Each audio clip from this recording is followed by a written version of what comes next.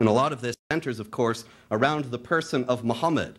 The Quran and Islamic tradition are quite clear and emphatic that he is the supreme example of behavior for Muslims to follow.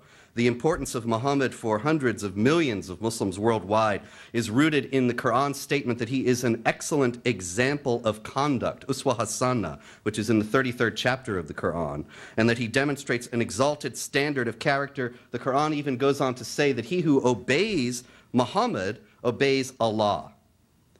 This is something that any devout Muslim will take quite seriously. Muqtada Khan of the Center for the Study of Islam and Democracy put it this way. He said, "No religious leader has as much influence on his followers as does Muhammad, the last prophet of Islam. Muhammad, as the final messenger of God, enjoys preeminence when it comes to revelation, the Quran, and traditions. So much so that the words, deeds, and even the silences, that which he saw and did not forbid of Muhammad, become an independent source of Islamic law." So says Muqtada Khan, and in that he reflects the mainstream of Islamic tradition about the status of Muhammad. Now, it is also true that mujahideen, warriors of jihad around the world today, look to Muhammad and invoke his example to justify what they're doing.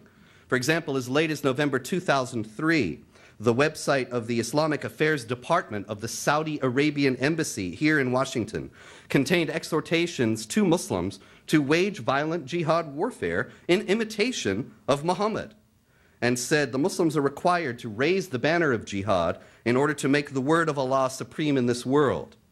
Similarly, in December 2003, an Iraqi jihad warrior explained why he was fighting with American troops there in Iraq. And he said, "The religious principle is that we cannot accept to live with infidels. The Prophet Muhammad, peace be upon him, said, 'Hit the infidels wherever you find them,'" which is, of course, a quote not from Muhammad himself, but from the Quran, the celebrated verse of the sword, chapter 9, verse 5, which does say in part, slay the infidels wherever you find them. Fawaz bin Muhammad al-Nashami, who was the commander of a jihad group that killed 22 people in a jihad attack in Khobar, Saudi Arabia on May 29, 2004, explained very clearly that he was acting in accord with what he saw to be the Prophet Muhammad's directives for the Arabian Peninsula. He said, "We are mujahideen and we want the Americans. We have not come to aim a weapon at the Muslims, but to purge the Arabian Peninsula according to the will of our Prophet Muhammad, of the infidels and polytheists who are killing our brothers in Afghanistan and Iraq.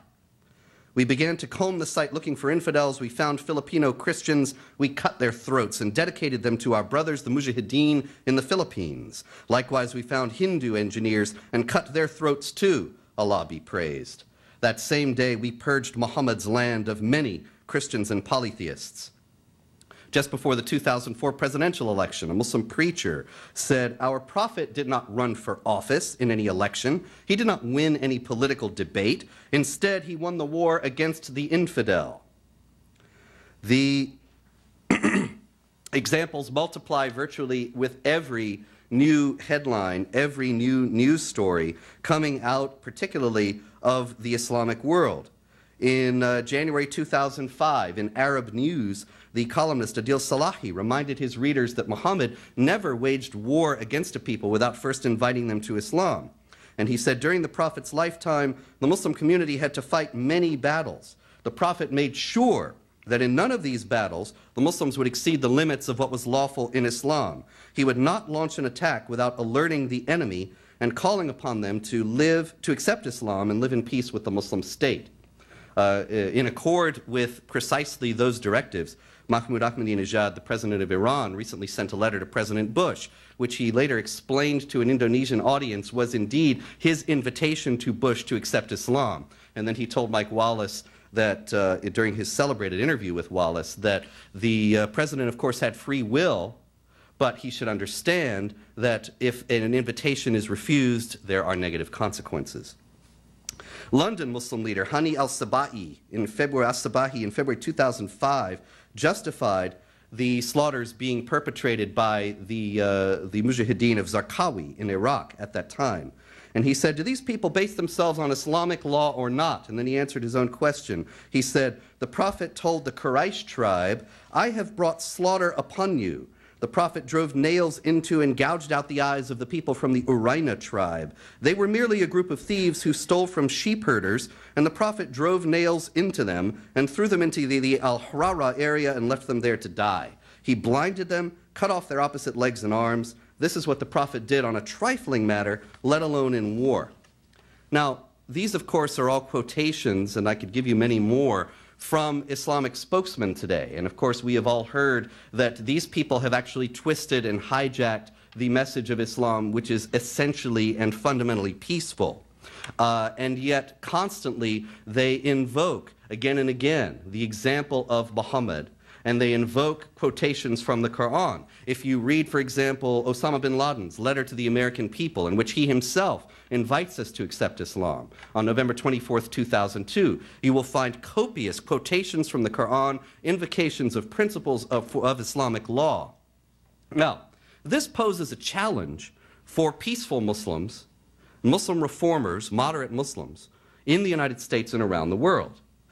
Because this material is being used by the Islamic Jihad terrorists, it is incumbent upon Muslims who do genuinely abhor the terrorism that we see perpetrated in the name of Islam in the world today to stand up and speak out against these elements of Islam that are giving rise to these things and these understandings of the Islamic teachings and of the Quran that are being used to justify violence and terror.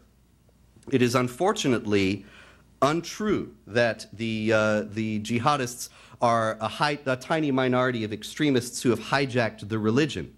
The texts of the schools of Islamic jurisprudence, the madhahib, are very clear that it is incumbent upon the Islamic community, the ummah, worldwide, to wage war against Jews, Christians, and Zoroastrians until they either convert to Islam or submit under the rule of Islamic law.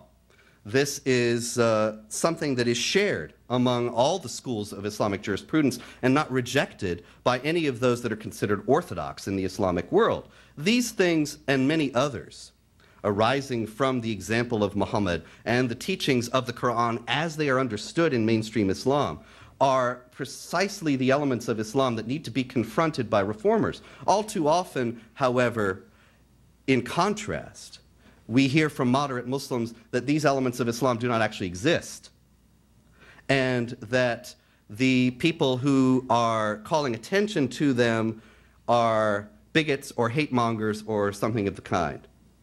Now, you know, there is religious bigotry. For example, in the mid-19th century, the nativist movement in the United States tried to perpetrate the idea that the Pope of Rome was planning to gain control over the United States through the Irish Catholic immigrants who were streaming into the country at the time.